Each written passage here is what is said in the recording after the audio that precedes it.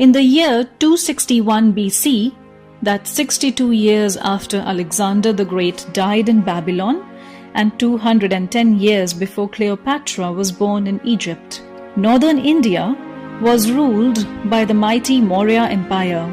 Its ambitious emperor Ashoka, in the 8th year of his rule, thought it would be cool to add the independent eastern state of Kalinga to his empire.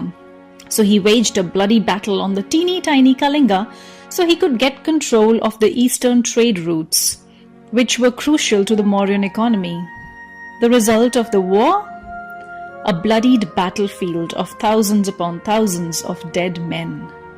An equal number, if not more, of women and children, families, households left without their sons, fathers and brothers.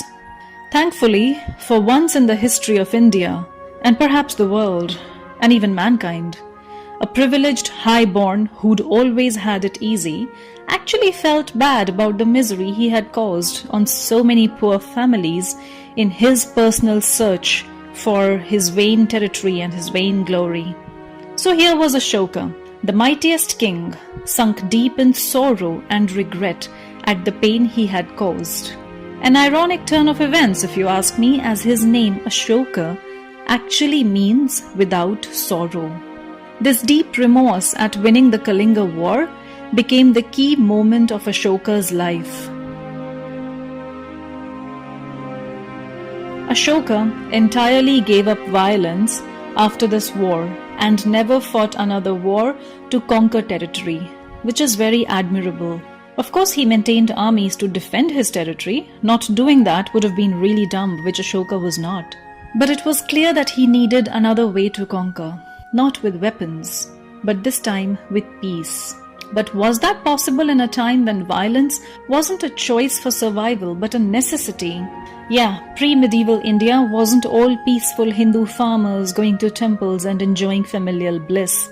Life was poor, violent, and definitely uncertain. The only answer available in the India of 261 BC that gave any hope for peace was Buddhism. Buddhism was a simple, modest order, mostly among its monks and monasteries, a place where everyone was equal, not layered into castes based on birth, but a place where even the lowborn, the poor, the diseased had a hope to live a life of dignity. Its founder, the Buddha, had died just less than 150 years before. His was a smaller star than that of Hinduism, but it was the one that promised the love Ashoka desired for his people now.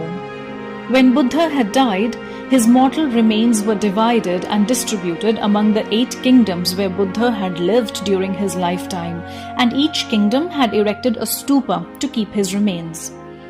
Now, why was such a thing done?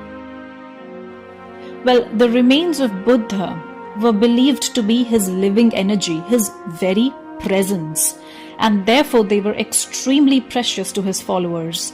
So Ashoka took these remains and further divided them into 84,000 parts to distribute Buddha's presence even wider.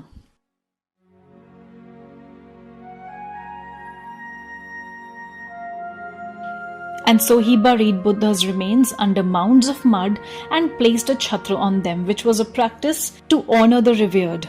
This was all that it was, and that's what a stupa is, a burial mound. And this was how the majestic Sanchi stupas of today came into being. The original Sanchi stupas were actually just half the size of the grand stupas you see today. Over time they grew bigger because the succeeding dynasties after Ashoka's added to the structure of these stupas, each one wanting to contribute their bit of reverence. These stupas today are actually one of the oldest stone structures left in India. But as Buddhism faded out in India around the 12th century, so did the stupas. The Sanchi stupas were actually a lost and forgotten sight until they were rediscovered by the British around 1818. And thankfully, its walls and stones too tell us stories to help us recover its past.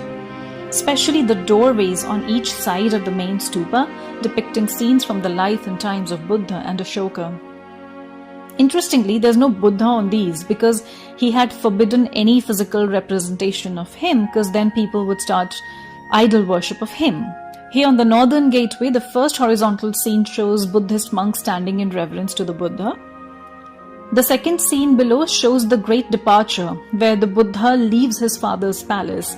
And it's really funny, you see the horse 5 times. So this was the 3rd century artist's charming way of portraying a moment of continuous action where the horse is going further and further away from the palace.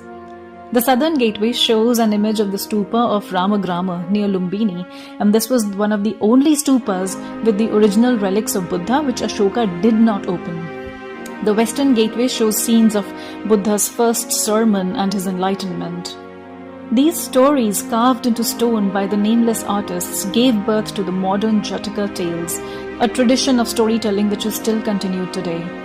These Sanchi stupas really are among the largest of Buddhist monuments in the world, but it's kind of funny that they are in a country where it originated but also faded away the fastest.